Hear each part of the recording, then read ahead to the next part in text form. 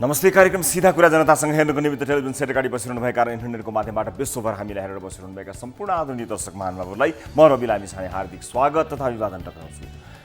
देशका पूर्व प्रधानमन्त्रीले अर्का पूर्व प्रधानमन्त्री र बहालवाला प्रधानमन्त्रीलाई 9 अर्ब रुपियाँ मिलेर खाएको आरोप लगाएका छन्। पूर्व प्रधानमन्त्री बाबुराम भट्टराईले आयोजना नै तोकेर, रकम नै तोकेर र भ्रष्टाचार गर्नेको नामै तोकेर आरोप लगाएका छन्।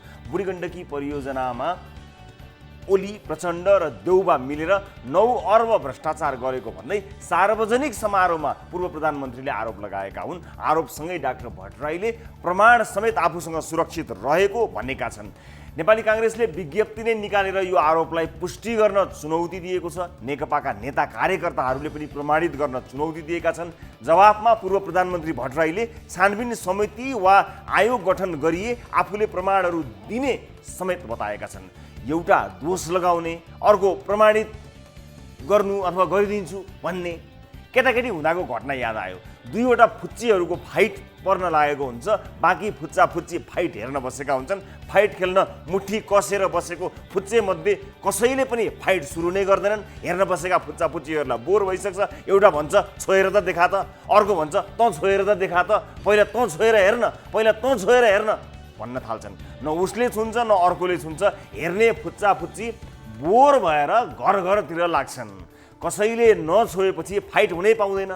दुई फुच्चा फाइटरहरू आफ्नो ग्याङका फुच्चाहरूलाई गफ दिँदै भन्छन् फेरि त्यसले छोएको भए त्यसको दाँत झारिदिन्थे, अर्को पनि आफ्नो ग्याङलाई त्यसको नाक फुटाउँदै भन्दै घरतिर लाग्छन्। यो घटना पनि ठ्याक्कै उस्तै दुरुस्तै सेम टु सेम त्यस्तै फुच्चेहरूको घटना जस्तै छ। बाबुराम घुस खाए भन्ने, अरू प्रमाणित गर भन्ने, फेरि बाबुराम आयोग गठन गर भन्ने, प्रमाणित गर भन्ने, अरू चाहिँ अख्तियार गर, उजुरी गर भन्ने, बाबुराम आयोग गठन गर भन्ने। गुच्चा खेल्ने उमेरका फुच्चाहरूको हरकतभन्दा कहीँ कतै फरक छ त यी वृद्ध बालकहरूको हरकत। तर यो आरोपको गम्भीरतालाई हेरौँ। यो कुनै लहडीले कुनै गल्ली भट्टीमा खोया बिर्गे खाएर लडखडाउँदै लडबडाउँदै बोलेको कुरा होइन। देशका पूर्व प्रधानमन्त्रीले अन्य प्रधानमन्त्रीहरूलाई सार्वजनिक समारोहमा लगाएको गम्भीर आरोप हो। बिना आधार, बिना प्रमाण, झोक चलेर वा प्रतिशोधवश 9 अर्ब बाँडेर खाएको आरोप लगाएका हुन् भने बाबुराम भट्टराईलाई कारबाही गर्नुपर्छ। सार्वजनिक खपतका लागि यत्रो रकम बाँडेर खाएको आरोप लगाउनेलाई त्यसै छाड्नु हुँदैन।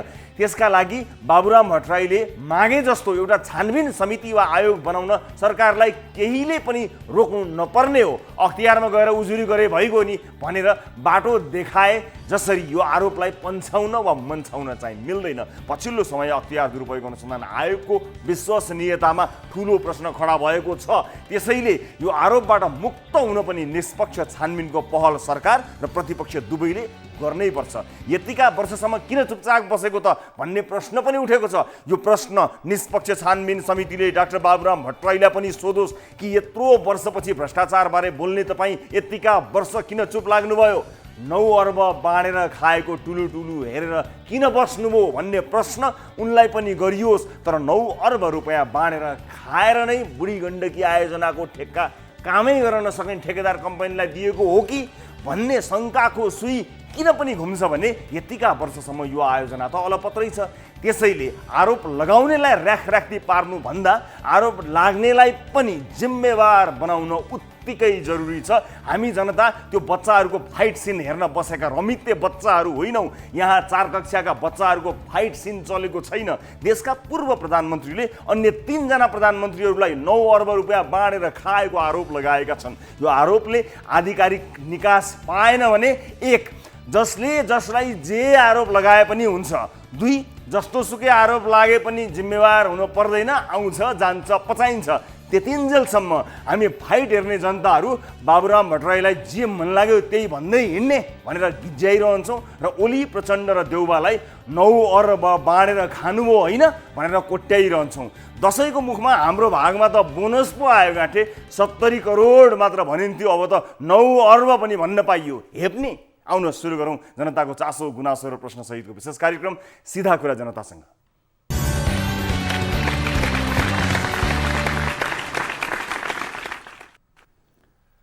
ब्रेकपछि स्वागत छ सम्पूर्ण दर्शक महानुभावहरूलाई कार्यक्रम सिधा कुरा जनतासँगमा। दर्शक महानुभावहरू अर्को एउटा विशेष एपिसोडका साथमा उपस्थित छौँ न्युज 24 टेलिभिजनको स्टुडियोबाट लाइभ विविध विषयमा कुराकानी गर्ने क्रममा आज हामी एउटा सम्भावनाको कुराकानी गर्न गइरहेका छौँ।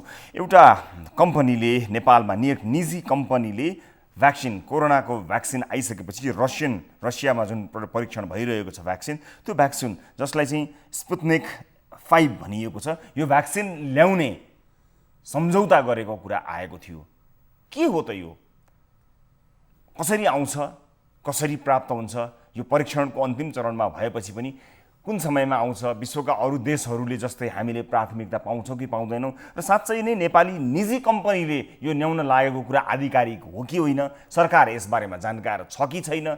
यसबारे कुराकानी गर्न जरुरी लागेर आज हामीले यस विषयको एक विशेष रिपोर्ट यहाँहरू समक्ष प्रस्तुत गर्ने जमर्को गरेका छौँ। यसबारेका सम्पूर्ण जिज्ञासाहरू सम्बन्धित कम्पनी जसले दाबी गरेको छ रसियाबाट त्यो भ्याक्सिन अप्रुभ हुने बित्तिकै नेपालमा ल्याउने सम्झौता गरेको दाबी गर्ने कम्पनीसँग सम्बद्ध अधिकारीसँग कुराकानी गरी यसको वास्तविकता जान्ने कोसिस गर्छौँ। सधैँभरि अन्य पाटोहरू मात्र हेरिरहेका हामीले अब भ्याक्सिनको सम्भावना बढिरहेको परिप्रेक्ष्यमा र कतिपय परीक्षणहरू अन्तिम चरणमा पुगेको परिप्रेक्ष्यमा यसको बारेमा पनि जानकारी लिनु छ भनेर आज हामीले यसबारेमा कुराकानी गरी तपाईँलाई जानकारी दिने कोसिस गरेका छौँ अलिकति फरक प्रसङ्गमा। र आजको कार्यक्रममा फेरि अर्को विषय पनि छ, विभिन्न व्यथिति विसङ्गति यसै विशेष गरेर परीक्षणमा यो PCR टेस्टमा यसका विभिन्न आयामहरू त देखाइ नै रहेका छौँ। 23 दिनपछि प्लाज्मा दिनका लागि ब्लड माग्नका लागि कल आएको छ यो व्यक्तिलाई, जबकि स्वाब दिइसकेको 23 दिन भइसकेको छ। नेगेटिभ हो भन्ने जानकारी एक हिसाबले भएको छ किनभने पोजिटिभ भएको भनिएको छैन, तर 23औं दिनपछि कल आउँछ कि तपाईँको प्लाज्मा दिनु पर्यो तपाईँले। त्यसको मतलब जसको स्वाब लिइएको थियो त्यो पोजिटिभ थियो, 23 दिनसम्म किन जानकारी भएन? यसबारेको एउटा इन्ट्रेस्टिङ रिपोर्ट पनि आजको कार्यक्रममा छ। र एक विपन्न परिवारका व्यक्तिलाई चोरीको आरोपमा अस्पताल बस्ने गरी कुटपिट गरिएको छ। यथेष्ट प्रमाण बिना विपन्न व्यक्तिमाथि भएको यो निन्दनीय कुटपिटबारे प्रहरीले कुटपिट गर्ने व्यक्तिलाई समात्ने तदारुकता देखाएको छैन। पिटाई खाने मानिस अस्पतालमा र पिट्ने मानिस आनन्दले घरमा बसेको परिप्रेक्ष्यमा आज यसबारेको एउटा रिपोर्ट यहाँहरू समक्ष प्रस्तुत गर्न गइरहेका छौँ। त्यो सँगसँगै स्कुलको जग्गा किनबेच भएको, कसैले दान दिएको स्कुलका लागि भनेर दिएको जग्गाको आरामले किनबेच भएको झापाको एउटा रिपोर्ट पनि कार्यक्रममा छ। कार्यक्रमको सुरुवात ताली र गालीबाट गर्न गइरहेको छु। ताली र गालीमा यस अगाडि हामीले सोधेको प्रश्न थियो, पूर्व प्रधानमन्त्री डाक्टर बाबुराम भट्टराईले ओली, प्रचण्ड र देउबा मिलेर 9 अर्ब भ्रष्टाचार गरेको आरोप लगाएका छन्। यो आरोप सत्य होला?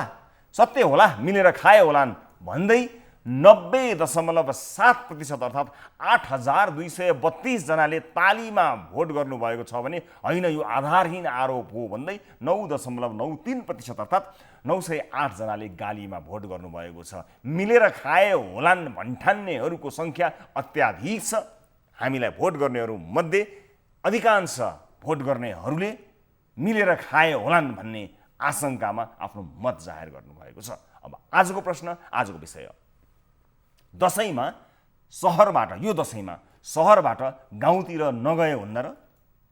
नगए हुन्छ बुढापाकाहरूलाई जोखिम छ भन्नेले तालीमा र वर्ष दिनको चाडबाड कसरी नजानु भन्नेले गालीमा भोट गर्नु होला। भोट गर्नका लागि हाम्रो पात्रको मोबाइल एप्लिकेसनमा जानुहोला। होम पेजमा गाली र ताली लेखिएको देख्नुहुनेछ, त्यहाँ क्लिक गरी आफूलाई जेमा मन लाग्छ त्यसमा भोट गरी सार्वजनिक चासोको विषयमा तपाईँको मत जाहेर गरी मद्दत गरिदिनु होला र भोटिङ सुरु हुन्छ अब आजको विषय, पछिल्लो 24 घण्टामा नेपालमा थप 3556 जनामा कोरोना संक्रमण पुष्टि भएको छ। स्वास्थ्य मन्त्रालयका अनुसार नेपालमा कोरोना संक्रमितको संख्या 1,15,358 पुगेको बताइएको छ। यो 24 घण्टामा उपत्यकामा मात्रै 2129 जनामा कोरोना संक्रमण पुष्टि भएको छ। त्यस्तै पछिल्लो 24 घण्टामा 1503 जना निको भई घर गएका छन्। आजसम्म कोरोना निको भएर 78,780 जना डिस्चार्ज भएका छन् भने देशभर कोरोनाबाट मृत्यु हुनेको संख्या 663 पुगेको छ। नेपालमा मात्र होइन, विश्वभर नै कोरोना महामारी र यसको त्रास कायम छ। विश्वभरका नागरिक कोरोना विरुद्धको भ्याक्सिनको प्रतीक्षामा छन्। यो भ्याक्सिन बनाउन विश्वका धेरै जस्तो देशहरू आफ्नो स्तरबाट काम गरि नै रहेका छन्। चीन, रसिया लगायत केही देशहरूले त कोरोना विरुद्धको भ्याक्सिन बनाइसकेको दाबी गर्दै उक्त भ्याक्सिन तेस्रो चरणको परीक्षणमा पुगेको दाबी समेत गरेका छन्। यसबीच नेपालको निजी कम्पनी ट्रिनिटी फार्मास्युटिक्सले ट्रिनिटी भन्ने कम्पनीले कोरोना विरुद्ध रसियामा परीक्षण गरिएको एक औषधि, एक भ्याक्सिन खरिद गर्ने सम्झौता गरेको जानकारी गराएको छ। र त्यस्तो जानकारी प्राप्त भएको निजी क्षेत्रबाट गरिएको प्रयासमा के भइरहेको छ त र त्यसबारेको अपडेट चाहिँ हामी केही बेरपछि लिनेछौँ। त्योभन्दा पहिला यो रिपोर्ट हेर्नुहोस्।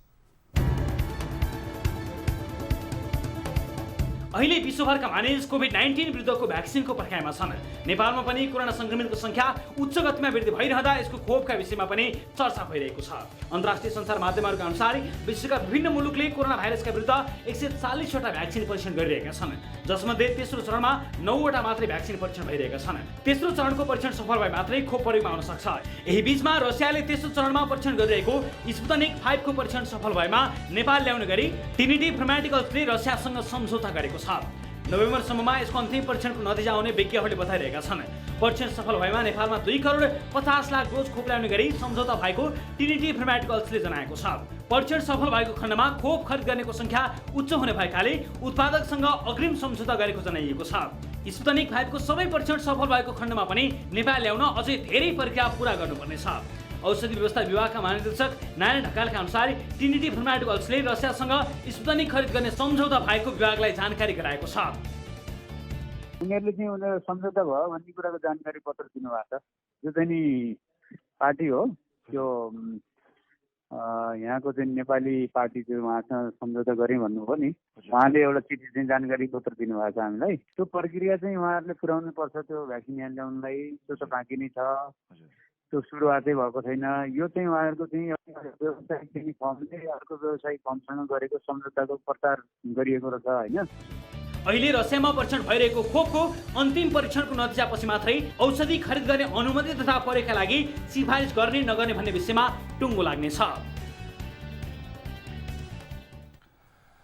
दर्शक महानुभावहरू, संसारभरका मानिसहरू यसको प्रतीक्षा गरिरहेका छन् र हामीले पनि यसको प्रतीक्षा गरिरहेका छौँ। हामी त गरिब मुलुक हौँ, हाम्रो पहुँच कहाँ पुग्ला र भनेर बस्नुपर्ने अवस्था त देखिँदैन कुरा सुनेअनुसार। र यसलाई नेपालमा पनि ल्याउनका लागि एक निजी कम्पनीले सम्झौता गरेको जानकारी आएको छ। त्यसको आधिकारिकता खोज्ने प्रयास गरेका छौँ। यस विषयमा थप कुराकानी गर्न यतिखेर हाम्रो टेलिफोन सम्पर्कमा हुनुहुन्छ भ्याक्सिन ल्याउन सम्झौता गर्ने यो ट्रिनिटी फार्मास्युटिकल्स का डाइरेक्टर किशोर अधिकारीजी हामीसँग जोडिने क्रममा हुनुहुन्छ। यो फार्मास्युटिकल्स ट्रिनिटी फार्मास्युटिकल्सले नेपालमा रसियाबाट भाइरसको भ्याक्सिन ल्याउने कुरा बताएको छ।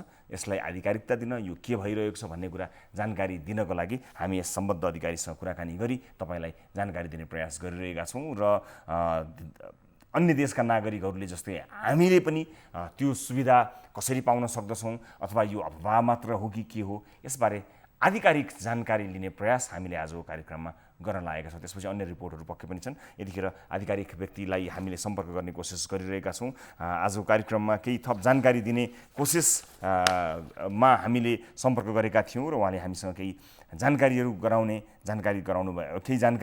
बताउनु भएको थियो। किशोर अधिकारीजी, उहाँसँग सम्पर्क गरी यसको आधिकारिकता जान्ने कोसिस गर्नेछौँ। केही जिज्ञासाहरू छन्, धेरै दर्शकहरूका जिज्ञासाहरू छन्, त्यसलाई जान्ने कोसिस हामी आजको कार्यक्रममा गरिरहेका छौँ। विभिन्न आयामहरूमा हामीले कुराकानी गरिरहँदा यो विषयलाई पनि आजको कार्यक्रममा स्थान दिएका छौँ। र यतिखेर हामीसँग किशोर अधिकारीजी जोडिनु भएको छ। किशोरजी नमस्ते, स्वागत छ यहाँलाई कार्यक्रममा।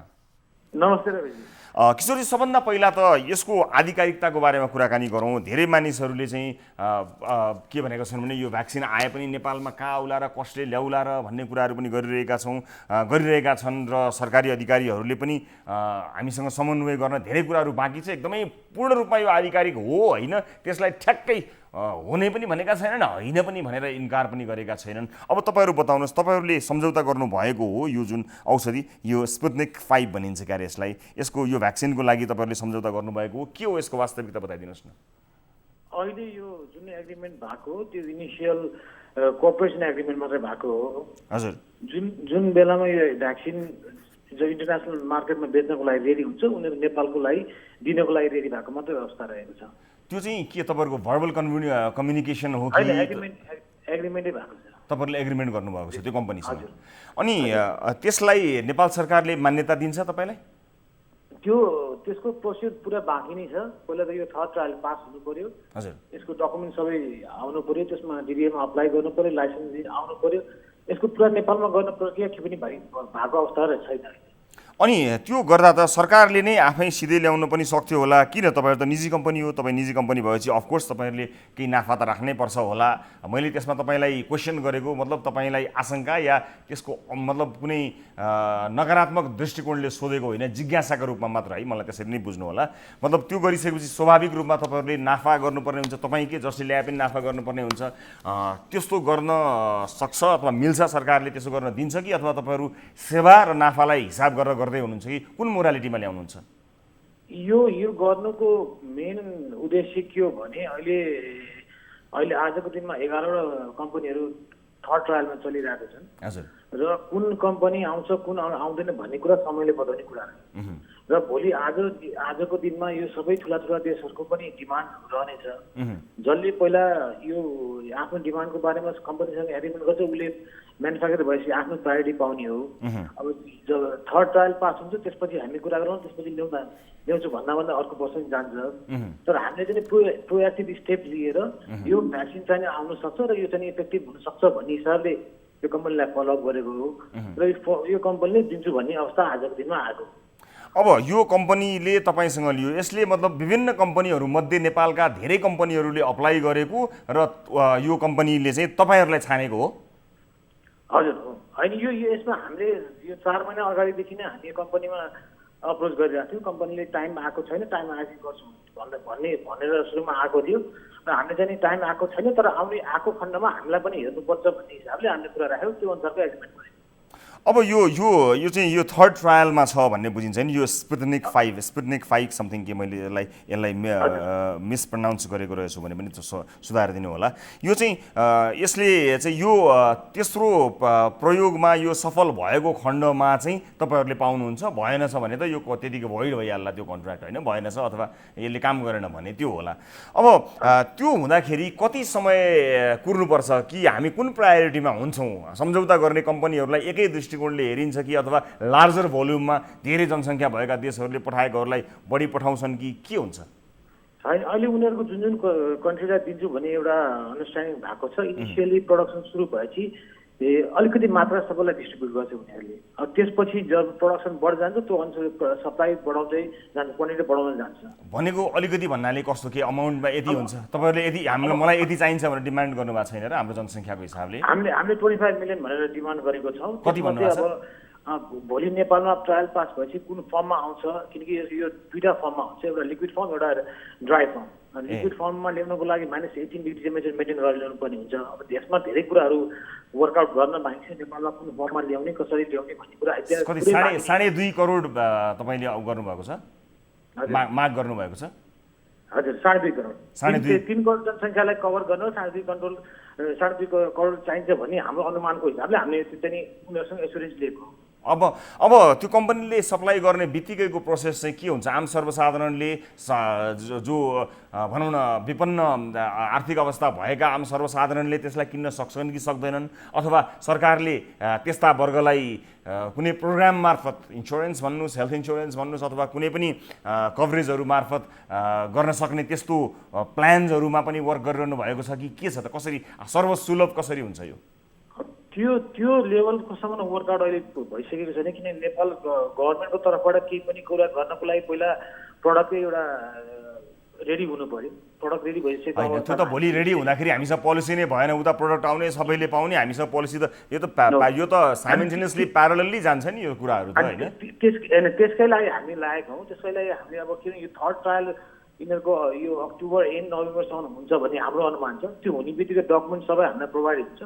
त्यो डकुमेन्ट सबै लिएर गएर हामी डिडिएमा अप्लाई गर्छौँ लाइसेन्सको लागि, र डिडिएले गर्नुपर्ने आफ्नो जति पनि प्रक्रिया छ सबै कुरा गरिसकेपछि एउटा हामीलाई लाइसेन्स दिएपछि हामी इम्पोर्ट गर्न सक्षम हुन्छौँ। त्यसपछि गभर्मेन्टले हामीसँग किन्ने कि अब हामीले अलिकति ल्याएर मार्केट प्राइभेटमा जाने भन्ने कुरा त समयले बताउँछ। अब अहिले चाहिँ हामी एटलिस्ट अहिले डकुमेन्टलाई कुरिरहेको छौँ, डकुमेन्ट आएपछि हामी चाहिँ त्यो प्रक्रियामा जान्छौँ। अब अलिकति आइडिया दिनुहोस् न, तपाईँहरूले कति धेरै मूल्य यसलाई तिर्नु परिरहेको छ अथवा ठिकै मूल्यमा परेको छ कि जुन कम्पनीले यसलाई तपाईँहरूलाई भोलि यदि त्यो तेस्रो चाहिँ परीक्षण पास हुने बित्तिकै सप्लाई गर्ने प्रतिबद्धता जनाएको छ, कन्ट्र्याक्ट साइन गरेको छ, त्यसले धेरै मूल्यको डिमान्ड गरेको छ कि मूल्य पछि निर्धारण हुने हो कि मोरलेस त्यो कुरा भइसकेको छ कि अलिकति आइडिया दिनुहोस् न। छैन, अहिले प्राइसको कुरै आएको छैन। अहिले चाहिँ नि हजुरको थर्ड ट्रायल आइसकेपछि अब हाम्रो नेपालमा कुन फर्ममा ल्याउने भन्ने कुरा भइसकेपछि त्यो प्राइस त्यसपछि मात्र डिफाइन हुन्छ। किनकि अहिले जस्तो इन्डियालाई नै 100 मिलियन दिने भनेको छ, त्यसमा नै प्राइस उनीहरूले डिक्लेयर गरिसकेको छैन। अहिले प्राइसको बेला आएको छैन भन्छु म चाहिँ। भनेपछि यो सिधै हामीले तपाईँले रसियाबाट नै कन्ट्र्याक्ट गर्नुभएको हो कि अथवा अन्य मुलुक जस्तो कि भारतको सब कन्ट्र्याक्टरसँग अथवा जसले लिएको उसँग सब कन्ट्र्याक्टरको रूपमा तपाईँले त्यसलाई लिन खोज्नु भएको हो कि सोझै सम्पर्क सूत्र हो तपाईँ? अनि सोझै रसियाबाटै हो। सोझै रसियाबाट नै तपाईँहरू लिँदै हुनुहुन्छ। मलाई तैपनि सर्वसुलभ हुने विषयमा चाहिँ अलिकति तपाईँलाई मैले किन पनि सोध्न मन लाग्यो भने हामी किन नेगेटिभ हुने, पोजिटिभ हौँ न, यो तेस्रो परीक्षण पास हुन्छ, सफल हुन्छ, आउँछ भन्ने हिसाबमा सोचेर अलिकति पोजिटिभ कुरा गरौँ न यतिखेर। त्यो भयो भने आम मान्छेलाई सजिलै पाउने हो कि अथवा थोरै तपाईँहरूले आएको हुनाले उयो हारालुज भएर ब्ल्याकमा भएर पैसा हुनेहरूले पाउने हो कि त्यस्तो अवस्था त आउँदैन होला नि? मैले अहिले नै अस्योर गराएको है तपाईँलाई। अब यस्तो हुन्छ हजुरको, भोलि उनीहरूले कति नेपाललाई सुरुमा लटमा दिन्छ भन्ने कुरा नि त्यो कुरामा नै वर्कआउट भइसकेको छैन। अब कति दिन्छ अहिले प्राइसमा पनि वर्कआउट भइसकेको छैन। अब हामीले प्राइभेट मार्केटलाई इम्पोर्ट गर्ने हो भने हाम्रो पनि त्यो धेरै इम्पोर्ट गर्ने क्यापेसिटी पनि सुरुमा हुँदैन, त्यो रोल ओभर गरेर जाने हो। 25 मिलियन भनेको यसरी आउने पनि होइन, हामीले ल्याउन पनि सक्ने कुरा होइन। अलिकति सर्टन अमाउन्ट ल्याउने, त्यो रोल ओभर भएपछि त्यसबाट अरू ल्याउने भन्ने कुरा हुन्छ। अब गभर्मेन्टले चाहेको खण्डमा गभर्मेन्टले दिने हो भने हामीले गभर्मेन्टको बिहाफमा इम्पोर्ट बल्कमा गरेर गभर्मेन्टलाई सप्लाई गर्न सक्छौँ। अब तपाईँहरूको कन्ट्र्याक्टलाई नेपाल सरकारले अनर गरेको छ अथवा के छ त्यो त्यसको भ्याल्यु, त्यसलाई भ्याल्यु दिन्छ दिँदैन, त्यसलाई आधिकारिक मानेको छ अथवा मान्ने क्रममा छ कि के छ? अनि यो गभर्मेन्टले यसमा केही गर्नुपर्ने कुरा विषय रहेन, किनकि यो एउटा म्यानुफ्याक्चरले एउटा बायरसँग गरेको एग्रिमेन्ट हो। नेपाल सरकारले नेपाललाई इम्पोर्ट गर्नको लागि दिने लाइसेन्सको प्रक्रिया बाँकी नै छ होइन? अहिले गभर्मेन्टले गर्नुपर्ने कुरा आइसकेको छैन। अहिले गभर्मेन्ट यो फेजमा गभर्मेन्ट इन्भल्भ हुने कुरा पनि होइन। अनि फेरि तपाईँहरूले फेरि यो थाहा पाएर कतै, मेरो आशंका है, यसलाई अन्यथा नलिनुहोस्, अहिले मैले एकदमै पोजिटिभ कुरा गरेँ, म अब अलिकति आशंकाको कुरा कानी पनि गर्छु। अब कन्ट्र्याक्ट तपाईँहरूले लिइसक्नु भएको छ भनेर तपाईँले प्री अर्डर लिएर, पहिले प्री बुकिङ गरेर केही मान्छेहरूसँग पैसा लिएर यसलाई ठुलो व्यापार पो बनाउनुहुन्छ कि भन्ने आशंका त गर्न पाएँ नि मैले। अनि पाइन्छ, किनकि अहिले हामीले बुझ्नुपर्ने कुरा के हो, जस्तो मैले तपाईँलाई थाहा पाएँ तपाईँको कम्पनीले तपाईँको चाहिँ ट्रिनिटी फर्मेटिकल्स होइन, तपाईँहरूले अब ल्याउँदै हुनुहुन्छ भने थाहा पाएपछि ल सर है मेरो चाहिँ एउटा पक्का भयो, कति भन्दा तपाईँले भने जति म पैसा भएको मान्छे भएँ, मलाई सामान्य अलिकति 2-4 हजार 8-10 हजारको मतलब भएन अरे। फर एन एक्जाम्पल मैले भने सर मेरो नाममा चाहिँ पक्का है भनेर तपाईँका एजेन्टहरू मार्फत, तपाईँका रिप्रेजेन्टेटिभहरू मार्फत मैले बुक गरेँ र भने त धनी मात्र बाँच्न पाउनु भयो, गरिबको त ज्यान जाने भयो। त्यस्तो अवस्था आउँछ कि आउँदैन? मैले अगाडि धेरै, इट्स टु अर्ली, यो धेरै चाँडो हो यो मैले प्रश्न सोध्नु, तर सोध्नै पर्ने। तपाईँहरूको काम पनि त चाँडै छ नि, तपाईँ पनि धेरै अगाडि पछाडिको सोचेर अगाडि बढ्नु भएको छ, त्यसकारण मैले पनि धेरै पछाडिको सोचेर यो प्रश्न अगाडि राखेको। अनि हामीले एउटा अहिले बुझ्नुपर्ने कुरा के छ भने अहिले 11वटा कम्पनी ट्रायल थर्डमा छन्। अनि यो व्यवसाय गर्ने हाम्रो साथीहरू 200 जना भन्दा बढी हुनुहुन्छ। सबैले आफ्नो अप्रोच भएको कम्पनीहरूसँग करस्पोन्ड गरिरहनु भएको छ। अब यो मैले गरेको कुरा चाहिँ किन बाहिर आयो भन्दाखेरि रसियन इन्भेस्टमेन्ट फन्डले त्यो आफ्नो प्रेस रिलिजमा त्यो निकाल्दै त्यो इन्टरनेसनल मिडियाले कोट गर्यो, त्यो इन्टरनेसनल मिडियालाई कोट कागजमा नेपालमा आएको कुराहरू अरूले गरेको कुरा आएको छैनन्। सबैजना आफ्नो अप्रोच भएको कम्पनीमा लागिरहेछन्। भोलि कुनै पनि भ्याक्सिन आउने बित्तिकै त्यो आउने वातावरण हुन्छ, यही आउँछ भन्ने पनि छैन। सबैजना हामीहरूले यो फिल्डमा भएको मान्छेहरूले जुनै पनि बने तापनि नेपालमा चाहिँ आउनुपर्छ भनेर हिसाबले लागिरहेको हो। यो अहिलेको स्थितिमा प्रफिट भनेको तपाईँ त्यस्तो आशंका गर्ने एउटा स्वाभाविक कुरा हो, किन विगतका कुराहरू त्यो पुरा डाउट गर्ने एउटा बाटो देखाउनु एउटा माहौल बनाउँछ होला। तर यो इन्टरनेसनल मार्केटमा प्राइस डिस्क्लोज हुने कुरा हो। ओके किन यो भनेको आज नेपालको लागि मात्र रिक्वायरमेन्ट होइन, यो वर्ल्डमै चाहिने कुरा हो। भनेपछि अरू जस्तो मानौँ न अरू देशहरूले ट्रायल गरेकोलाई अरू तपाईँ जस्तै अरू कम्पनीहरूले पनि अथोरिटिजहरू लिएर बसेका छन्, ट्रायल गरिरहेका छन्, कुन चाहिँ आउँछ भन्ने कुरा मात्रै हो। यो पर्टिकुलर यो स्पुत्निक 5 भन्नेमा चाहिँ तपाईँहरू चाहिँ नि अथोराइज्ड डिलर अथवा अथोराइज्ड डिस्ट्रिब्युटर नेपालका लागि हुनुभयो, रसियन कम्पनीसँग तपाईँहरूले सोझै कन्ट्र्याक्ट गर्नुभयो, तर अरू कम्पनीहरू पनि छन् जसले अरू प्रडक्टहरूका लागि कन्ट्र्याक्ट गरेका छन् या हुन सक्छन्, होइन? हजुर हजुर। ओके, हस्, आई थिङ्क अहिलेको लागि प्रारम्भिक जानकारी। अब अर्को एउटा सोधिहालौँ है, तपाईँहरू यो क्षेत्रमा भइरहनु भएको हुनाले तपाईँ कतिको आशावादी हुनुहुन्छ यो भ्याक्सिन कहिले, तपाईँहरूको एक्सपेक्टेसन कहिलेमा छ, यो तेस्रो परीक्षण कहिलेसम्म आउला भन्ने एक्सपेक्टेसन कहिलेसम्मको छ? अनि यो यसको चाहिँ नि अहिलेसम्मको रिजल्ट हेर्दाखेरि हामीले अब नेपालमा ल्याउँदाखेरि फेब्रुअरीमा चाहिँ ल्याउन सक्छौँ 2021 भन्ने एउटा कहिलेसम्म? जनवरी टु फेब्रुअरी 2011 सम्ममा ल्याउन सक्छौँ कि भन्ने छ। अब यसको सफलताका तपाईँहरूले त पक्कै पनि करेस्पोन्ड गरिरहनु भएको छ होला। 2021 जनवरी 2021 भन्नुभयो तपाईँले, होइन? अब एउटा भनौँ न, जस्ट तपाईँहरूको त कम्युनिकेसन पनि भइरहन्छ होला, करेस्पोन्ड गरिरहनुहुन्छ होला, कति धेरै आशावादी हुनुहुन्छ तपाईँ यो चाहिँ यो समयमा, अथवा यो पास हुन्छ अथवा यो तेस्रो परीक्षणमा यो सफल हुन्छ भन्ने कुरामा तपाईँ अथवा तपाईँको फ्रेटर्निटी भनौँ न, यो होल यो सेक्टरका मानिसहरू तपाईँहरू कतिको आशावादी हुनुहुन्छ? अब यो स्पुत्निक 5 को बारेमा चाहिँ जस्तो अहिले उनीहरूले युएईमा नि ट्रायल सुरु गरेका छ, होइन? त्यसले चाहिँ अलिकति अझ आशा पनि जगाएको छ कि रसियामा मात्रै हुँदाखेरि अरूलाई डाउट भएको कुरा पनि बाहिर आइरहेको थियो। तर अब जुन युएईमा उनीहरूले ट्रायल गर्यो, बेलारुसमा गर्दै आइरहेको थियो, अब 3टा कन्ट्रीमा ट्रायल भइरहेछ। त्यही भएर अब हामी होपफुल छौँ यो पनि सक्सेसफुल हुन्छ र आउँछ पनि नेपालमा। हस् सर, थ्याङ्क यू, तपाईँलाई धेरै धेरै धन्यवाद समय र जानकारीको लागि। कतिपय दर्शक महानुभावहरू कतिपय प्रश्नहरू एकदमै चाँडो पनि भए होला नि, तर सम्भावनाका कुराहरू पनि हामी गरौँ न, किनभने केही सम्भावनाहरू देखिएका छन् र यदि भ्याक्सिन बन्यो भने हामीले पाउने हाम्रो उपलब्धताका बारेमा त डिस्कस गरिएकै छैन भन्ने पनि कसैलाई लागेको हुनसक्छ। यस अर्थमा अलिकति फरक पाटोमा हामीले तपाईँलाई जानकारी दिनका लागि यी प्रश्नहरू, यी कुराकानी गऱ्यौँ। यी सबै कुराकानी एकदमै अर्थपूर्ण पनि हुन सक्दछन्। यी कुनै कुरा, यो प्रश्नहरू र यी जवाफहरू अर्थविहीन, एकदमै कामै नलाग्ने पनि हुन सक्दछन्, तर यो डिस्कसमा आओस् भन्ने धेरै दर्शकहरूको चाहना पनि थियो र विभिन्न सञ्चार माध्यमहरूमा नेपालले भ्याक्सिनका लागि कन्ट्र्याक्ट गर्यो, नेपालले पाउने भयो, भ्याक्सिन बनेको खण्डमा रसियाबाट नेपालले पाउने भयो भन्ने समाचारहरू आइरहेको विषयमा यसलाई आधिकारिकता दिने प्रयास हामीले गरेका हौँ। यस विषयको फलोअप निरन्तर हामी गरि नै रहनेछौँ। यो विषयलाई अहिले नै बिट मार्दछु, आशा गर्दछु यसले तपाईँलाई केही न केही हल्का जानकारी पक्कै पनि प्रदान गर्यो होला यस सन्दर्भमा। अब आजको अर्को विषयतर्फ लैजान्छु दर्शक महानुभावहरू। नेपालमा कोरोना भाइरस नियन्त्रण गर्नका लागि सरकार पटक चुकेकै छ। कोरोना विरुद्ध लड्न आवश्यक तयारी नगरेकै कारण आज काठमाडौँ उपत्यकामा कोरोना सङ्क्रमितको सङ्ख्या बढै छ।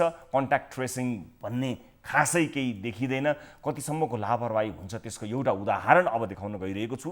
बर्दियाकी एक गर्भवती महिलालाई बाँकेको भेरी अस्पतालले 23 दिनसम्म कोरोनाको रिपोर्टबारे जानकारी नै गराएन।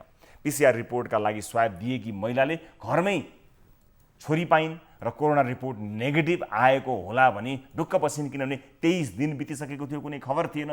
तर होइन, 23 दिनपछि जिल्ला प्रशासन कार्यालयबाट प्लाज्मा थेरापीका लागि रगत दिन सक्नुहुन्छ भनी टेलिफोन आएपछि बल्ल परिवारका सदस्यलाई थाहा हुन्छ कि कोरोनाको रिपोर्ट त उहिले नै पोजिटिभ आइसकेको रहेछ। यो रिपोर्ट हेर्नुहोस्। बर्दिया गेरुवा गाउँपालिका 2 टिकुलगढीकी टिका आचार्यको स्वास्थ्यमा समस्या आएपछि असोज 4 गते राति नेपालगञ्जको भेरी अस्पताल लगियो। उनी गर्भवती थिइन्।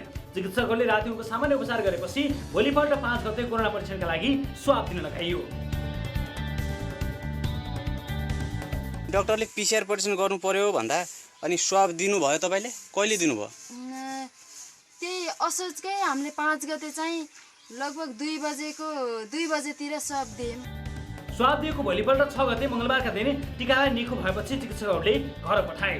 अस्पतालबाट घर गएको एक सातामै टिकाले घरमै छोरी जन्माइन्। घरमा सबै ठिकै थियो, तर अचानक 27 गते मङ्गलबार जिल्ला प्रशासन कार्यालय बाँकेबाट फोन आयो र भनियो तपाईँलाई कोरोना निको भइसकेकाले प्लाज्मा थेरापीका लागि रगत दिन सक्नुहुन्छ। टिका आचार्यले 23 दिनपछि मात्रै थाहा पाइन् कि आफूलाई कोरोना सङ्क्रमण भएको रहेछ। तपाईँलाई कोरोना पोजिटिभ रहेछ भन्ने कहिले थाहा पाउनुभयो? आज असोजको 27 गते लगभग 1-2 बजेतिर फोन आएको थियो लगभग 23 दिनपछि। जिल्ला प्रशासन कार्यालयबाट फोन आएपछि टिकाको परिवारले हामीलाई सम्पर्क गरेर यसबारे जानकारी गराए। हामीले सत्य के हो भने जिल्ला प्रशासन कार्यालय बाँकेको जुन नम्बरबाट फोन आयो त्यसमै टिका आचार्यका आफन्त भएर कुरा गऱ्यौँ। फोन उठाउने कर्मचारीले अब के गर्ने भनेर स्पष्ट जवाफ दिएनन्। उल्टो अब तपाईँलाई कोरोना निको भइसक्यो भनी चिन्ता नगर्न भने। यो सुन्नुहोस्। हाम्रो भाउजूको त्यो कोरोना पोजिटिभ भएर हामीले त्यो तपाईँको रगत समूह कुन हो, तपाईँको प्लाज्मा थेरापीको लागि ब्लड डोनेसन गर्न मिल्छ कि मिल्दैन, कस्तो अवस्था छ भनेर सोध्न खोजेँ। तपाईँहरूकोमा यो कसरी आयो यो डाटा हामीलाई पोजिटिभ आएको भनेर? म जिल्ला प्रशासनबाट हो। थाहा पाएँ मैले। तपाईँहरूको टोटल रेकर्ड हामीसँग हुन्छ। कहाँबाट आउँछ यो रेकर्ड? यो रेकर्ड त भेरीबाट हामीलाई आउँछ नि त्यो ल्याबको।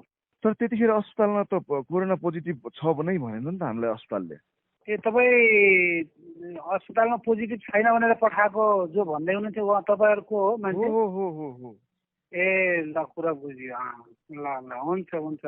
के गर्ने भन्नु न अब केही गर्नु पर्दैन, अब त सन्चै भइसक्यो। अनि हामीलाई त अस्पतालले कोरोना छैन भन्यो, अनि तपाईँहरू फोन गरेर भन्नुहुन्छ कोरोना पोजिटिभ भयो प्लाज्माका लागि रगत दिनुहोस् भन्नुहुन्छ कि? तपाईँले स्वाब दिनुभयो होइन त्यति बेला? हो। ए ल त्यो यहाँ भेरीमा कन्फर्म गर्दैछौँ। अब तपाईँले केही गर्नु पर्दैन। यता भयो भने हामी यताबाट तपाईँको रगतको आवश्यकता अरूलाई पर्यो भने दिन मिल्छ कि भनेर भनेको हो होइन। अब त्यो डेट पनि गइसकेको रहेछ, तपाईँहरूले जानकारी पनि पाउनु भएको रहन्छ होइन। अब त्यो सबै समय सकियो, केही गर्नु पर्दैन। अब हामी ढुक्क भयो। ढुक्क भयो हामी सर। भेरी अस्पतालका कर्मचारीहरूको लापरवाहीको कारण अहिले टिका आचार्यको परिवार त्यसै तनावमा छन्। वास्तविकता के हो भनेर बुझ्न पटक अस्पतालमा फोन गर्दा फोन नै नउठ्ने गुनासो परिवारको छ।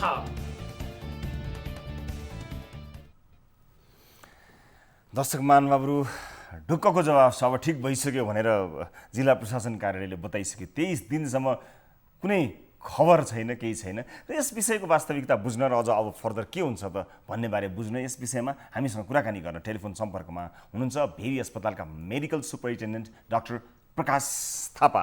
डाक्टर साहब नमस्कार, स्वागत छ यहाँलाई कार्यक्रममा। हवस्, नमस्कार हजुर, धन्यवाद। डाक्टर साहब, यो गजबको रिपोर्ट हामीले पायौँ टिका आचार्यजीको। अब 23 दिनसम्म पछि पो आएर चाहिँ नि के भनियो भने तपाईँ चाहिँ प्लाज्माको लागि आउनु होला, तपाईँको रगत दिन आउनु होला भन्नुभयो। त उहाँ त त्यतिखेर प्रेग्नेन्ट, उहाँ बच्चाको डेलिभरी पनि भयो, 23 दिन बित्यो, कुनै खबर आएन। उहाँलाई पोजिटिभ भएको रहेछ, थाहा पनि छैन कहाँ जानुभयो होला, ककललाई भेट्नुभयो होला। यस्तो पनि हुन्छ र यो त यसलाई त के भन्नु, म लापरवाही भनौँ कि नभनौँ, बडो दोधारमा पर्यो। डाक्टर साहब के हो यो?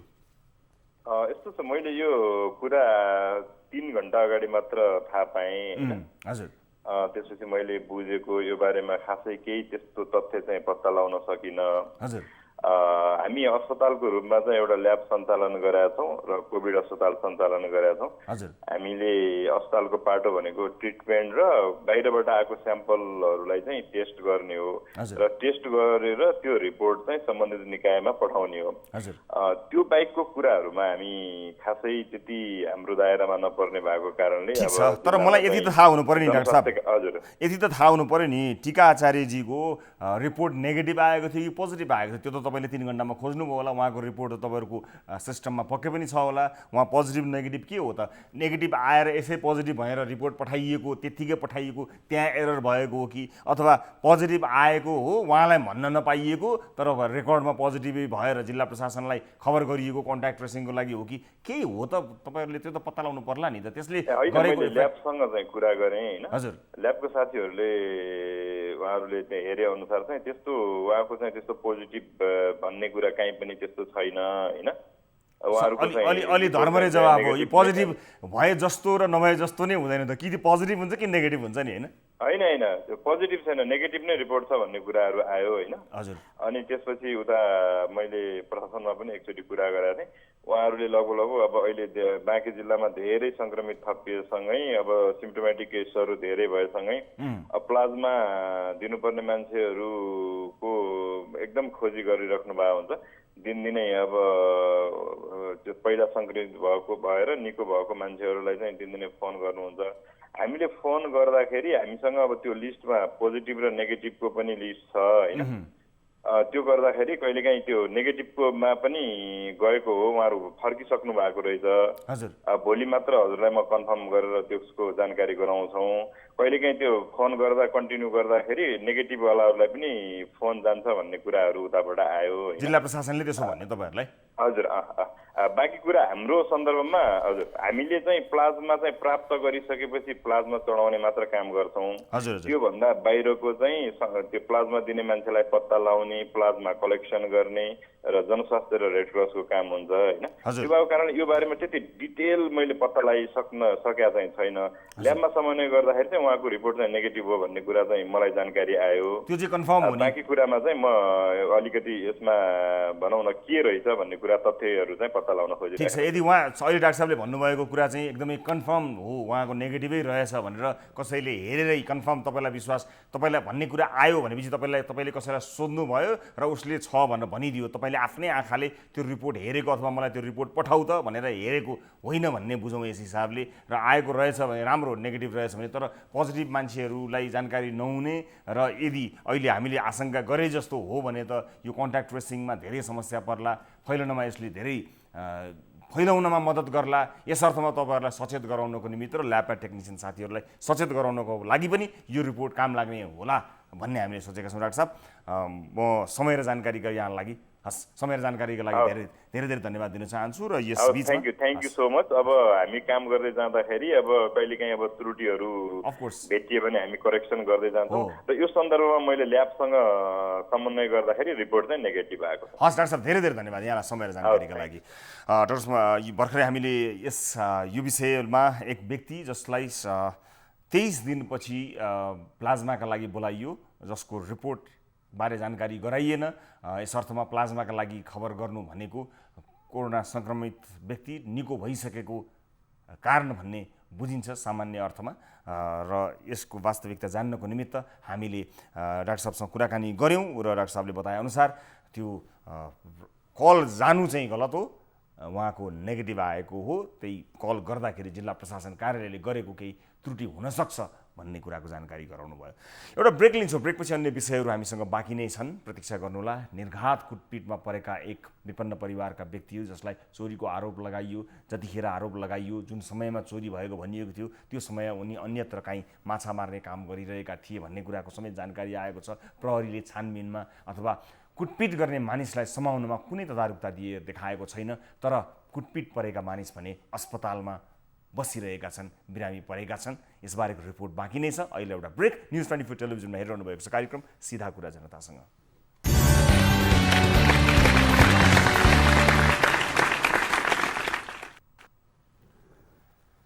ब्रेकपछि स्वागत छ सम्पूर्ण आदरणीय दर्शक महानुभावहरूलाई कार्यक्रम सिधा कुरा जनतासँगमा। दर्शक महानुभावहरू, विभिन्न विषयहरू प्रस्तुत गर्दै सम्बन्धित निकाय समक्ष कुराकानी गरी त्यसलाई समाधान गर्ने कोसिस स्वरूप हामी यो कार्यक्रममा विविध विषयहरू समेट्दछौँ। पछिल्ला केही श्रृङ्खलाहरू कोभिड-19सँग सम्बन्धित रहँदै आइरहेका छन्, तर अन्य विषयहरूमा पनि हामी उत्तिकै चासो देखाइ नै रहेका छौँ। अब आजको अर्को विषय, विभिन्न ठाउँहरूमा अझ विशेष गरेर मधेसका केही जिल्लाहरूमा त अझै पनि गुन्डाराज सबभन्दा हुन्छ। हुने खाने केही व्यक्ति र केही परिवारहरूले अझै पनि गरिबहरूमाथि थिचोमिचो गर्दछन्, अन्याय अत्याचार गर्दै आइरहेका छन्। महोत्तरीको भङ्गामा भएको एक घटनाले फेरि यही कुरालाई पुष्टि गरेको छ। भङ्गा नगरपालिका 4 का मल्लु सदा र बिन्देश्वर सदा चोरीको झुटो आरोपमा मरणासन्न कुटिएका छन्। शरीरभरि नीलडाम मात्रै छन्। उनीहरू दुवैजनालाई स्थानीय कृपाल महतो र उनका छोरा दिनेश महतोले चोरीको आरोपमा यसरी निर्घात कुटपिट गरेका हुन्। कुटाइ खाने व्यक्ति अस्पतालमा छन्, तर कुट्ने व्यक्ति मजाले घरमै बसिरहेका छन्। प्रहरीलाई सोध्यो, प्रहरी भन्छ अनुसन्धान भइरहेको छ। महोत्तरीबाट टिभी जर्नलिस्ट ललन मण्डलले पठाएको यो रिपोर्ट हेर्नुहोस्।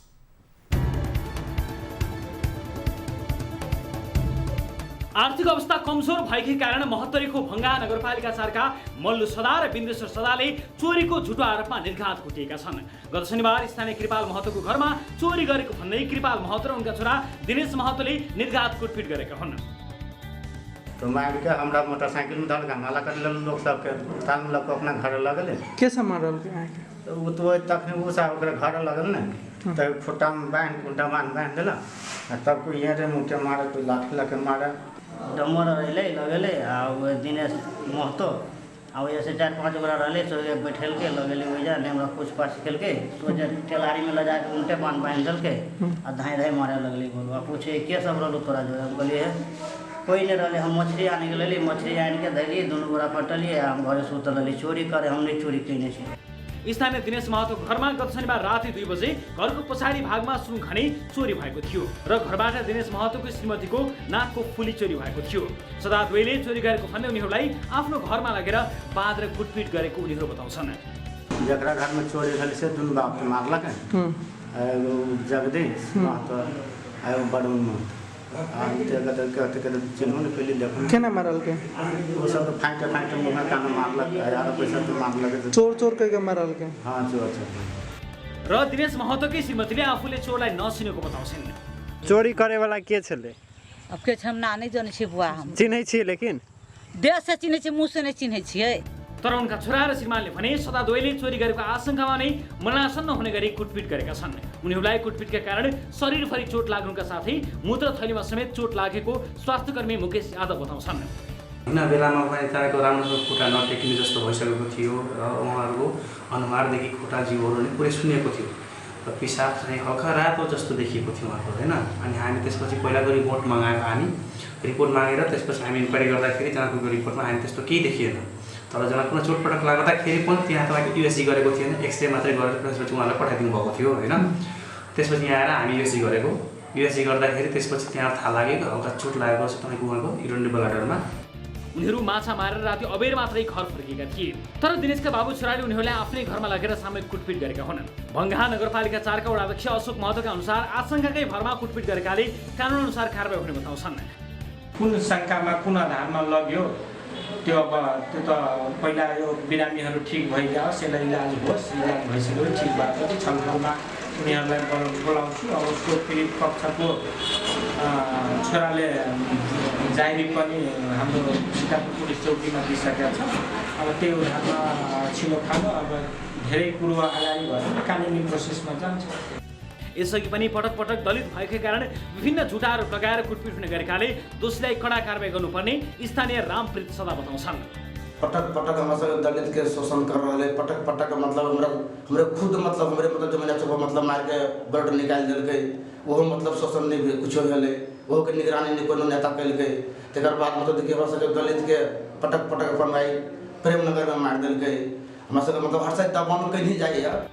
अहिले पीडित पक्षले कृपाल यादव र दिनेश यादवका विरुद्ध प्रहरी चौकी भङ्गामा जाहेरी दर्ता गराएका छन्। तर प्रहरीले घटना भएको 4 दिनसम्म पनि कसैलाई पक्राउ गरेको छैन। साथै कुटपिट गर्ने यादव परिवारले समेत मल्लु सदा र बिन्देश्वर सदा विरुद्ध चोरीको उजुरी दिएका छन्। प्रहरी चौकीका सही एजबहादुर श्रेष्ठले अहिलेसम्म चोरी कसले गरेको भन्ने समेत नखुलेको बताउँछन्। दर्शक महानुभाव, यो विषय सामान्य होइन, गम्भीर विषय हो। यसरी चोरीको आरोपमा आशंकाको भरमा देखनेले पनि म चिन्न सक्दिनँ भनेरको आरोपमा यसरी गर्नु, यस किसिमको व्यवहार गर्नु अत्यन्त घृणित हो। र यस विषयमा कुराकानी गर्न हामीसँग जोडिनु भएको छ भङ्गा प्रहरी चौकीका इन्चार्ज सही यजबहादुर श्रेष्ठ। सही साहब नमस्कार। सही साहबलाई हामीले सम्पर्क गर्छ। हाम्रा मास्टर कन्ट्रोल रुमका साथीहरूले प्रत्यक्ष फोन लगाइरहनु भएको छ यो घटनाको बारेमा जान्नु। हजुर सही साहब नमस्कार। काटियो। हामीले इन्चार्ज सही साहबसँग कुराकानी गर्ने विचार गरेका थियौँ र कुराकानी हुन नपाए पनि यो कार्यमा यस विषयमा हामी फलोअप पक्कै पनि गर्नेछौँ हाम्रा टिभी जर्नलिस्ट मार्फत। र धेरै मानिसहरूले भने जस्तै यसै गरी गरिब निमुखाहरूमाथि दलितहरूमाथि हुने गरेको यस किसिमको कुटपिट यो घटनाहरू नयाँ घटनाहरू होइन, विभिन्न बहानामा यसरी नै निमुखाहरूले कुटिनु पर्दछ, अन्यायमा पर्नुपर्दछ भनेर स्थानीयले भनिरहेका छन्। यस अर्थमा हामी यसबारेको जानकारी लिने प्रयास त फेरि पनि गरिरहेका छौँ। यदि कुराकानी हुन सकेनछ भने हामी यस विषयको फलोअप गर्ने कोसिस पक्कै पनि गर्नेछौँ। र जति पनि स्थानीय सरोकार राख्ने मानिसहरू हुनुहुन्छ उहाँहरूलाई पनि यसमा हामी ध्यान आकर्षण गर्न चाहन्छौँ र सामाजिक सञ्जालमा पनि हामीलाई धेरै दर्शक महानुभावहरूले यस घटनाको बारेमा वास्तविकता बुझ्न अनुरोध गर्नुभएको थियो। त्यही बुझ्ने सिलसिलामा यो रिपोर्ट प्रस्तुत गऱ्यौँ हाम्रा टिभी जर्नलिस्ट मार्फत रिपोर्टिङ गराई र अझ थप हाम्रो भनाइ हाम्रो बुझाइमा केही फरक भए अथवा थपघट भए सम्बन्धित प्रहरी अधिकारी इन्चार्जसँग नै कुराकानी गर्ने कोसिस हामीले गरेका थियौँ, तर उहाँसँग टेलिफोन सम्पर्क हुन सकेन। यसै रिपोर्टलाई आधार मानेर सरकारवालाहरूले पक्कै पनि फलोअप गर्नुहोला। हामी यस विषयमा गम्भीर हुन सबैलाई अनुरोध पनि गर्न चाहन्छौँ। र अब आजको अर्को विषयतर्फ लैजान चाहन्छु दर्शक महानुभावहरू। झापामा स्कुलको नम्बरी जग्गा बिचौलियाहरूद्वारा किनबेच गर्ने गरेको एउटा रिपोर्ट प्रस्तुत हुन लागेको छ, एउटा विषय खुलेको छ। बिर्तामोड 6 स्यालडाँगीमा रहेको भद्रपुर माध्यमिक विद्यालयको जमिन बिचौलियाहरूले आफू खुसी आन्तरिक किनबेच गर्दै लाखौँ रुपियाँ असुल्ने गरेको पाइएको छ। विद्यालयको नाममा रहेको 22 बिघा 9 कट्टा 10 धुर जमिन हडपेर बसेकाहरूले मोही दाबी गर्नेहरूकै सक्रियतामा नम्बरी जग्गा सरह अनधिकृत रूपमा किनबेच गर्ने गरेका प्रमाणहरू हामीलाई प्राप्त भएका छन्। विद्यालयको जग्गा आन्तरिक किनबेचमा भूमाफिया, बिचौलियाको र विद्यालयकै कर्मचारीहरूदेखि विगतका व्यवस्थापन समितिहरूको संलग्नतामा यस्तो भएको पाइएको छ। झापाबाट टिभी जर्नलिस्ट राजु पौडेलले पठाएको यो रिपोर्ट हेर्नुहोस्।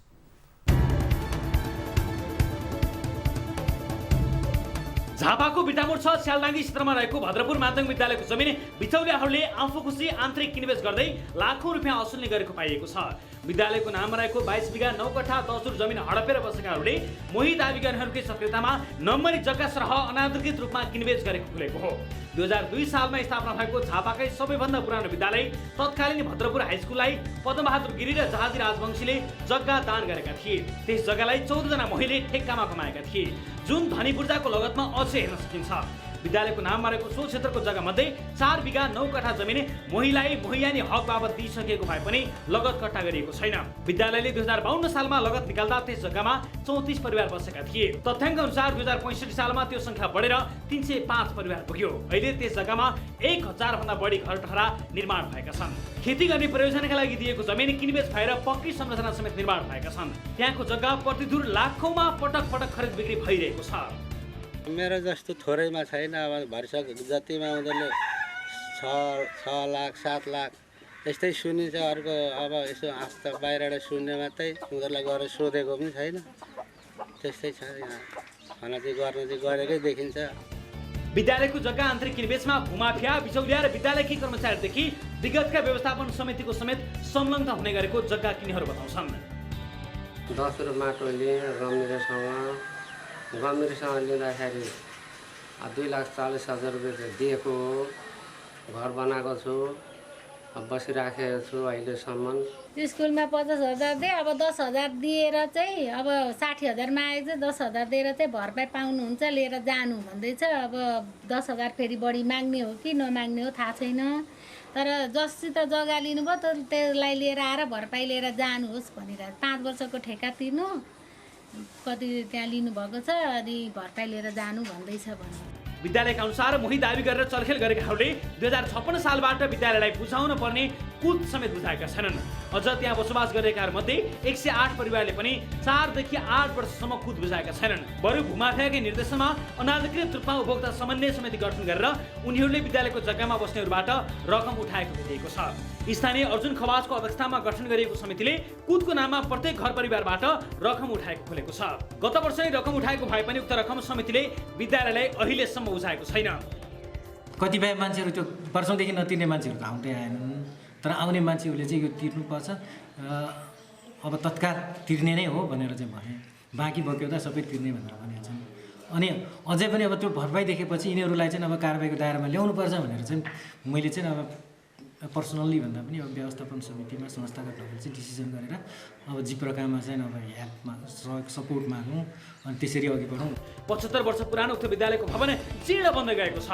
विद्यालयले रकम अभावमा पुनर्निर्माण र जग्गाको मालपोत तिर्न नसक्दा मोही लगत कट्टा समेत गर्न पाएको छैन, जसको फाइदा उठाउँदै भूमाफिया र बिचौलियाले विद्यालयको जमिनलाई बेची खाने भाँडो बनाइरहेका छन्। दर्शकहरू, यस विषयमा थप कुराकानी गर्न टेलिफोन सम्पर्कमा हुनुहुन्छ झापाको बिर्तामोडमा रहेको भद्रपुर माध्यमिक विद्यालयका प्रिन्सिपल कुलबहादुर गुरुङ। सर नमस्कार, स्वागत छ यहाँलाई कार्यक्रममा। नमस्कार सर, थ्याङ्क्स सर। अब तपाईँ जस्तो एउटा एकाडेमिक मान्छेसँग त्यसै सम्बन्धमा कुराकानी गर्नुपर्ने थियो, तर कस्तो विषयमा हामी कुराकानी गर्न गइरहेका छौँ, कसरी ठुलो हेरेर बस्न सकिन्छ? एक त विद्यालयको हालत हेर्नुहोस् त, कसैले दिएको, कसैले दानमा दिएको जग्गामा बनेको विद्यालयको हालत त्यस्तो भएछ। त्यसमाथि बिचौलियाहरूको बिगबिगी जग्गा किनबेच गर्ने कामको चलेको छ अनि अनधिकृत रूपमा उपभोक्ता समन्वय समिति गठन गरेर विद्यालयको जग्गामा बस्नेहरूबाटै रकम समेत उठाइएको छ। यस्तो अवस्थामा तपाईँहरूको व्यवस्थापन के हेरेर बसेको छ सर? हजुर यो चाहिँ अलिकति अगाडिको कुरा पनि भन्न मिल्छ भनेर चाहिँ भन्न अनुमति। हजुर भन्नुहोस् न प्लिज। जस्तै यो अघि यो 22 मतलब अहिले चाहिँ विद्यालयको नाममा त्यो मैले पाउने जग्गा घटाएर चाहिँ जम्मा 17,010 कठा दस्तुर हो है। हजुर अब हुन त म त 2070 सालको उत्तरार्धतिर चाहिँ यहाँ प्रभाव भएको त्योभन्दा 2 वर्ष अगाडि नैदेखि चाहिँ यो जग्गाको व्यवस्थापन गर्ने क्रममा चाहिँ त्यहाँका व्यवस्थापन समितिका पदाधिकारी हुनुहुन्थ्यो र होइन। सुरुमा चाहिँ अब 34 जनाको चाहिँ अभिलेखमा देखिएको तर 68 सालमा चाहिँ विद्यालय व्यवस्थापन समितिका पदाधिकारीहरू जग्गामा पुग्दाखेरि 300 भन्दा बढी परिवारहरू चाहिँ बसोबास गरिरहेको अवस्था थियो अरे है। अब उहाँहरूले चाहिँ अब निर्णय गरेर त्यो जग्गामा जो बसिरहेका थिए 34 घर परिवार भएका अन्य परिवारलाई विद्यालयले चाहिँ निष्कासन गरेर जग्गा खाली गर्न चाहिँ नसक्ने सम्भावना पाएको कुरा बुझिन्छ है। हजुर। त्यसैले गर्दाखेरि विद्यालयले तयार गरेको एउटा कौलियातनामा पनि रहेछ त्यसैका शर्तहरू पालना गर्ने गरी चाहिँ अभिलेख राखेर स्थित क्षेत्रफलको जग्गा भोग गरे बापत वार्षिक रूपमा चाहिँ पुतपाली विद्यालयलाई बुझाउने अर्थमा जोडभोग बसोबास गर्न चाहिँ अनुमति दिएको देखिन्छ है।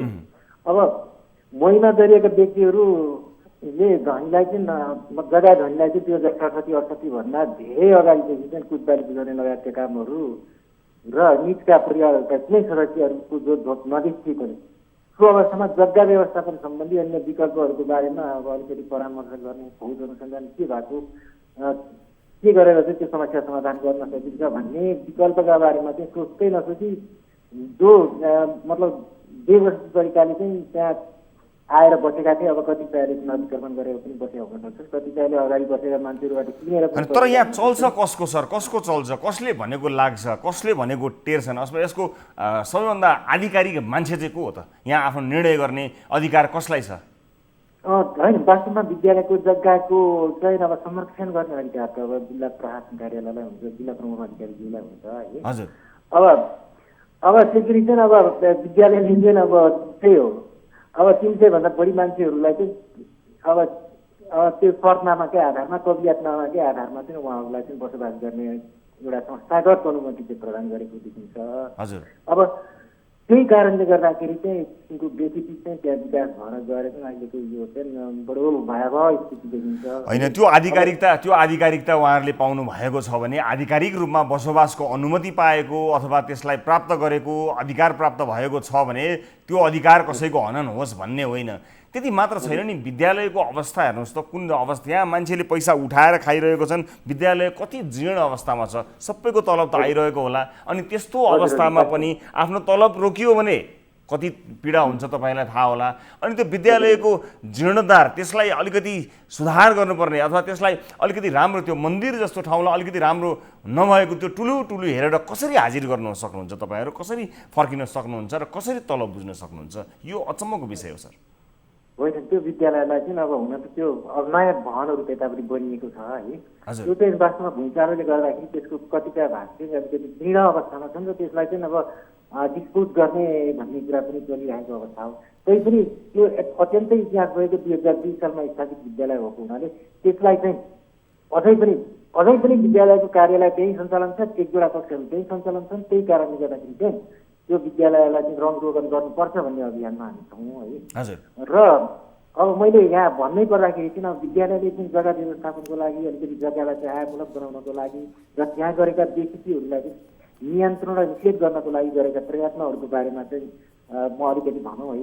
एउटा प्रवक्ता नाताले मैले पछिल्ला दिनहरूमा चाहिँ के भन्नुहोस् छोटकरीमा भन्नु होला के प्रयासहरू भएका छन् यसलाई विशेष गरेर यो जग्गा आन्तरिक किनबेच गर्ने अनि यो बिचौलिया भूमाफियाहरू र विद्यालयकै कर्मचारीहरू विगतमा व्यवस्थापन समितिहरूको समेत संलग्नता भएको कुरा चाहिँ जो खरिदकर्ताहरूले बताइ पनि रहेका छन्। यो हामीले होइन, जो जग्गा खरिदकर्ता हुनुहुन्छ उहाँहरूले बताइरहनु भएको छ। यस अर्थमा यसलाई रोक्न अथवा यसमा यो लुट भनौँ, यो लुटलाई रोक्न तपाईँहरूले गर्नुभएको प्रयास छोटकरीमा बताइदिनुहोस् न मलाई।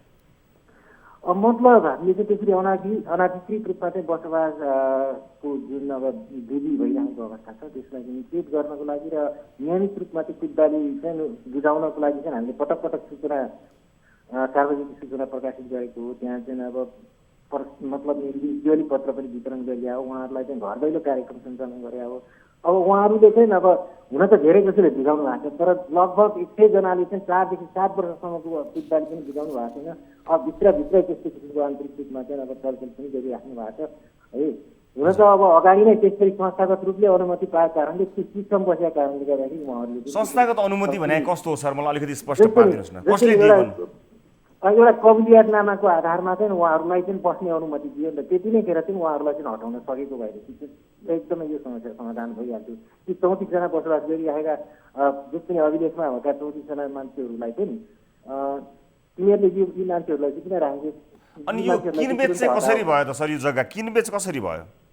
किनबेच त अब उनीहरूको आपसी सहमतिमा हो, विद्यालयलाई कुनै जानकारी नै हुँदैन। यो एकदमै हामीले चाहिँ अब त्यहाँ गएर चाहिँ के पोहोर यो धरा थिएन, पोहोर यहाँ यस्तो किसिमको गोठहरू बनेको थिएन, कताबाट आयो भन्दाखेरि मेरै छोराछोरी चाहिँ यहाँ टिकेर बसेका हुन्, मेरो आफन्तले चाहिँ केही समयको लागि आश्रय लिएको हो भनेर चाहिँ बसोबास गरिरहेको अवस्था। अनि जिल्ला प्रशासन कार्यालयको मद्दत लिनुभएको छैन? तपाईँले निवेदन दिनुभएको? हजुर हजुर, म त्यहाँनिर आउँदैछु। जसरी मैले व्यवस्थापन समितिमा पनि यो बारेमा चाहिँ डिसिजन हुनुपर्छ भनेर पटक पटक चाहिँ भनेकै हो है। व्यवस्थापन समितिको अध्यक्ष, जग्गा व्यवस्थापन को टाइममा चाहिँ समयमा चाहिँ उहाँ अध्यक्ष हुनुहुन्थ्यो र 2017 सालसम्म पनि उहाँ अध्यक्ष नै रहनुहुन्थ्यो है। अब उहाँहरूले भन्दाखेरि अब त्यो हामीले गरेको शर्तनामा कबुलियतनामाको आधारमा नै उहाँहरू बसोबास गरिराख्नु भएको छ। हामीले चाहेको बेलामा चाहिँ उहाँहरूलाई त्यतिखेर पनि हामी त्यहाँबाट चाहिँ अब विस्थापित गर्न सकिहाल्छौँ। त्यसै कारणले अहिले किन हतार गरिरहने भन्ने कुरा उहाँहरूको पनि भयो है। अनि अब नगरपालिका स्थानीय निकायमा पनि हामीले प्रयत्न गरेको हो, त्यहाँबाट पनि अब उहाँहरूले चाहिँ अब सामुदायिक विद्यालयका जग्गा व्यवस्थापन गर्ने एउटा समिति चाहिँ अब गठन गर्नुभएको थियो, तर त्यो समितिले पनि अलिकति सक्रियतापूर्वक चाहिँ अब यो अभियानमा चाहिँ जुटेको पाइँदैन। र पछिल्ला दिनमा चाहिँ मैले चाहिँ के प्रस्ताव ल्याएको थिएँ भनेदेखि जस्तो अब भद्रपुर नगरपालिका जहाँ चाहिँ स्कुल अहिले अवस्थित छ, त्यस्तै गरेर विश्वमा नगरपालिका जहाँ चाहिँ विद्यालयको जग्गा छ है, त्यस्तै गरेर चाहिँ अब शिक्षा विकास समन्वय, जिल्ला प्रशासन कार्यालय लगायत यो क्षेत्र नम्बर 3 को हाम्रो सांस्कृतिक समेत एउटा स्तरीय समिति बनाएर चाहिँ त्यो समितिले चाहिँ यो जग्गाको संरक्षण र यो समस्यालाई चाहिँ समाधान गर्ने उपायहरूको बारेमा चाहिँ अब उपाय निकालोस् भनेर चाहिँ यो समिति बनाउँदैछौँ हामी। र तुरुन्त मतलब हामी लागेका छौँ अहिले चाहिँ। हस्, हामी सर यस्तो हुन्छ, अब के भइदिन्छ भने लाग्न त लागिरहनु भएकै होला, तपाईँभन्दा अगाडिका पनि लाग्यो होला, तर जब त्यसको नतिजा आउँदैन, तर त्यसले के बुझाउँछ भने जसरी लाग्यो त्यो लागेको पुगेन भन्ने बुझिन्छ होइन, त्यस अर्थमै बुझिन्छ, किनभने नतिजा आउन सकेन। र यसै तपाईँसँग भएको यो कुराकानी मार्फत हामी मेयरज्यू, त्यसै गरी जिल्ला प्रशासन कार्यालय सबैको गम्भीर ध्यान आकर्षण पनि गराउनेछौँ। यसपछि तपाईँहरूले यो विषयलाई कुन ढङ्गले अगाडि बढाउनु हुनेछ त्यसको फलोअप हामी पक्कै पनि गर्नेछौँ। अहिले म सर तपाईँसँग बिदा माग्छु, यहाँलाई धेरै धेरै धन्यवाद समय र जानकारीका लागि। र दर्शक महानुभावहरू, हामीले विद्यालयको विषयमा कुराकानी गऱ्यौँ। यो झापाको बिर्तामोड 6 स्यालडाँगी क्षेत्रमा रहेको भद्रपुर माध्यमिक विद्यालय, जसमा 2002 सालमा स्थापना भएको सबैभन्दा पुरानो, झापाकै सबैभन्दा पुरानो विद्यालय, एउटा मन्दिर जहाँबाट धेरै मानिसहरूले आफ्नो शिक्षा दीक्षा हासिल गरेका छन्। आज त्यहीँबाट अक्षर चिनेका, त्यहीँबाट ज्ञान प्राप्त गरेका मानिसहरूले कति धेरै प्रगति गरे होलान्, देश विदेशमा पुगे होलान्, तर यहाँ भने बिचौलियाहरूको राज चलेको छ।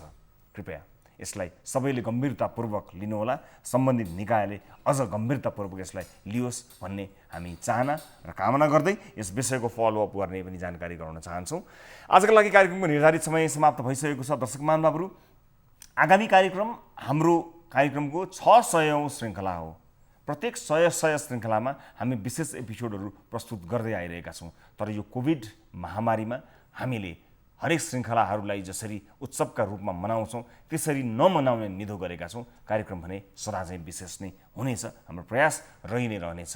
तर जसरी हामीले अघिल्ला प्रत्येक 100 एपिसोडलाई माइलस्टोन एपिसोड्सहरू मानेर जसरी हामीले त्यसलाई मनाउँदै आइरहेका थियौँ, त्यसलाई सेलिब्रेसनको रूपमा नगरिकन नियमित रूपमा केही हल्का परिवर्तन तर नियमित रूपमा प्रस्तुत गर्छौँ। किनभने कोभिड महामारीको यो बिचमा हामी सेलिब्रेसन गर्न, उत्सव मनाउन सकिरहेका छैनौँ।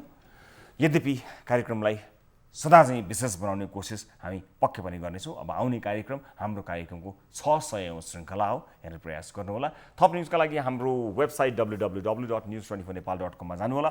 साथै हामीलाई फेसबुक, ट्विटर र युट्युबमा पनि फलो गर्न सक्नुहुनेछ। कार्यक्रम सिधा कुरा जनतासँगको आजको श्रृङ्खलाबाट सम्पूर्ण युनिटका साथमा 10 औँला जोडेर नमस्ते रवि लामिछानेको।